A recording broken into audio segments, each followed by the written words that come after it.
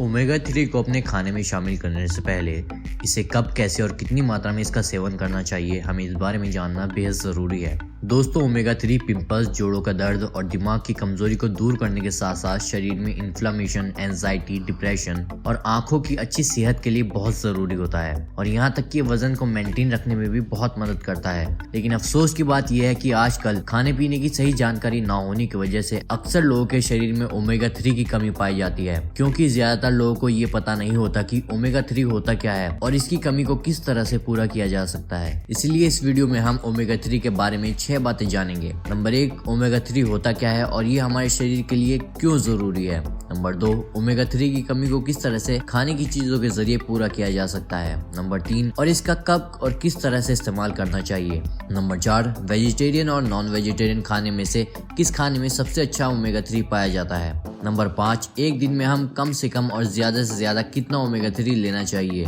Number 6, क्या ज्यादा omega 3 लेने से कोई नुकसान भी हो सकता है। चलिए शुरू करते हैं नंबर 1 से। ओमेगा 3 होता क्या है और यह हमारे शरीर के लिए जरूरी क्यों है। दोस्तों, हम जो खाते हैं उसमें 3 तरह के मैक्रोन्यूट्रिएंट्स पाए जाते हैं, प्रोटीन, फैट और कार्बोहाइड्रेट। लेकिन इनमें भी जो फैट होता है वो भी 3 तरह का होता है, सैचुरेटेड फैट, पॉलीअनसैचुरेटेड फैट और मोनोअनसैचुरेटेड फैट। और इसमें जो पॉलीअनसैचुरेटेड फैट होता है यही शरीर में टूटने के बाद ओमेगा 3 और ओमेगा 6 में बदल जाता है। वैसे तो ओमेगा 6 और ओमेगा 3 दोनों ही हमारे शरीर और दिमाग को ठीक तरह से काम करने के लिए बहुत जरूरी होता है, लेकिन शरीर में इन दोनों की मात्रा बराबर होना बहुत जरूरी है। जैसे कि अगर शरीर में 1 ओमेगा 6 है तो उसके बदले 1 ओमेगा 3 भी होना चाहिए, नहीं तो 4 ओमेगा 6 के बदले कम से कम 1 ओमेगा 3 होना ही चाहिए। लेकिन समस्या ये है कि आजकल हमारा खान पान गलत होने की वजह से शरीर में ओमेगा 6 की मात्रा बहुत ज्यादा हो जाती है। लगभग 15 ओमेगा 6 के बदले 1 ओमेगा 3 ही हमारे शरीर मेंटेन कर पाता है। बड़े का गोश्त, चिकन, दूध, मक्खन, पनीर, अंडा, तेल और सोया प्रोडक्ट्स में ओमेगा 6 की मात्रा ज्यादा होती है, जबकि अखरोट, अलसी के बीज, चिया सीड्स, सब सीड्स और कुछ खास तरह की मछलियों में ओमेगा 3 की मात्रा ज्यादा पाई जाती है। तो इनमें से देखकर आप खुद अंदाजा लगा सकते हैं कि आप इनमें से कौन सी चीजों का ज्यादा सेवन करते हैं। हम में से ज्यादातर लोग ऐसी चीजों का सेवन करते हैं जिसमें ओमेगा 6 की मात्रा ज्यादा पाई जाती है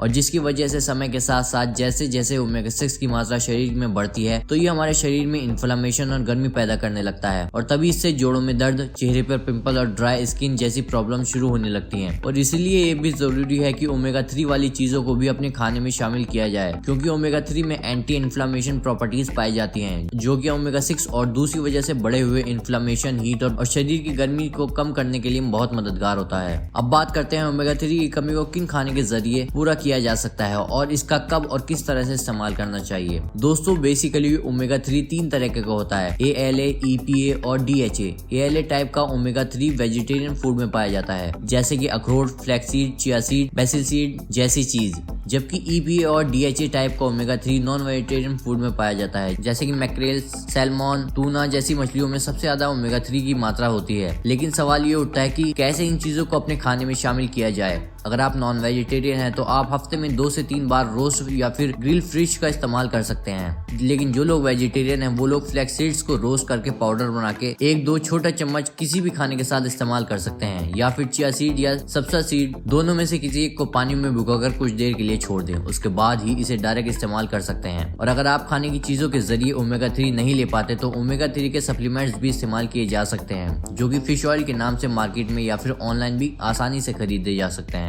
हालांकि फिश ऑयल सप्लीमेंट को इस्तेमाल करने से पहले बहुत सारी बातों का ध्यान रखना बहुत जरूरी है, जैसे कि कब और कैसे और कितनी मात्रा में इसका सेवन करना चाहिए, और सबसे जरूरी कि किस कंपनी का फिश ऑयल सबसे ज्यादा और सबसे बेहतर होता है, क्योंकि फिश ऑयल बनाने वाली जितनी भी कंपनी होती है वो अपने प्रोडक्ट को वर्ल्ड बेस्ट का ही खिताब दिए बैठी है। लेकिन अगर आप चाहते हैं तो इस टॉपिक पर भी मैं एक अलग से वीडियो बना दूंगा। दोस्तों, weight gain diet plan download करने के लिए आपको सर्च करना है गूगल पर 24 billions weight gain diet chart. आप यहाँ पर ऐसे सर्च करेंगे और स्क्रॉल डाउन करेंगे, यहाँ पर आपको ये वेबसाइट हमारी दिख जाएगी 24billions.com, जहाँ पर लिखा है 15 दिन में वजन बढ़ाएं वेट गेन डाइट चार्ट। इस पर क्लिक करेंगे, यहाँ से हम वेबसाइट ओपन करेंगे। आप ये डिटेल चाहे पढ़ सकते हैं, आपको डाइट चार्ट और अच्छे से समझ आ जाएगा। जब हम स्क्रॉल डाउन करेंगे सबसे नीचे आप चले जाएंगे, लिंक मिल जाएंगे, ये 2 लिंक मिल जाएंगे, आपको बटन मिल जाएंगे डाउनलोड करने के लिए डाइट चार्ट।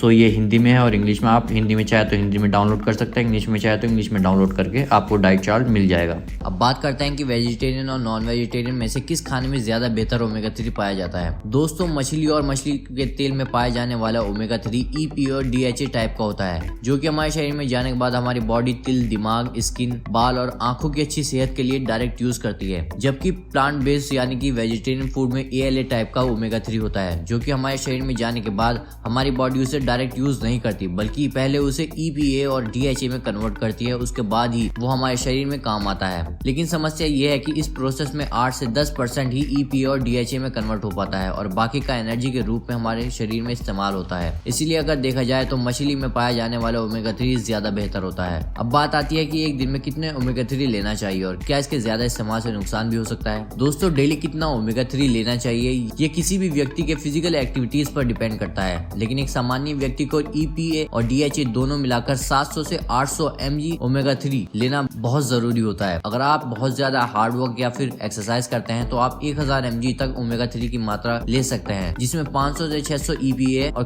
300 से 400 DHA की मात्रा होनी चाहिए। लेकिन एक बात का खास ख्याल रखें कि आपको EPA और DHA पर सिर्फ सप्लीमेंट का इस्तेमाल करते वक्त ध्यान देना जरूरी है। अगर आप खाने की चीजों के जरिए ओमेगा 3 की कमी को पूरा करते हैं तो इसमें आपको EPA और DHA की टेंशन लेने की बिल्कुल भी जरूरत नहीं है। अब बात आती है कि क्या ओमेगा 3 ज्यादा इस्तेमाल करने से कोई नुकसान भी हो सकता है। दोस्तों वैसे तो खाने की चीजों के जरिए लिया गया ओमेगा 3 का अक्सर हमारे शरीर में ओवरडोज नहीं होता, लेकिन जब सप्लीमेंट की बात आती है तो ज्यादा ओमेगा 3 के इस्तेमाल से नुकसान भी पहुंच सकता है। यूरोपियन फूड सेफ्टी अथॉरिटी के हिसाब से 5000 mg तक ओमेगा 3 सेफली कंज्यूम किया जा सकता है। लेकिन यहाँ मैं ये कहना चाहूंगा कि ज्यादातर लोगों को EPA और DHA मिलाकर 1000 mg से ज्यादा इस्तेमाल करने की जरूरत नहीं पड़ती। लेकिन अगर आप 1000 mg से ज्यादा ओमेगा 3 का इस्तेमाल करना चाहते हैं तो एक बार डॉक्टर से सलाह जरूर ले लें, क्योंकि शरीर में ओमेगा 3 की मात्रा ज्यादा होने की वजह से लो ब्लड प्रेशर, सांस लेने में दिक्कत और कहीं कट जाने पर, चोट आने पर खून जल्दी ना रुकने की जैसी समस्या शुरू होने लगती है। लेकिन ऐसा सिर्फ तब होता है जब कोई व्यक्ति जरूरत से ज्यादा मात्रा में ओमेगा 3 का सेवन करना चाहता है। साथ ही साथ एक बात का और खास ख्याल रखें कि जिन लोगों को पहले से ही लो ब्लड प्रेशर की प्रॉब्लम है उन्हें डॉक्टर की सलाह लेकर ही ओमेगा 3 सप्लीमेंट लेना चाहिए। सो दोस्तों आई होप कि आपको ओमेगा 3 के बारे में जो भी डाउट्स होंगे सब क्लियर हो गए होंगे और ये किस तरह से फायदेमंद है, किस तरह से लेना चाहिए, सब चीजें हमने इस वीडियो में कवर कर लिया। आई होप आपको ये वीडियो पसंद आई होगी।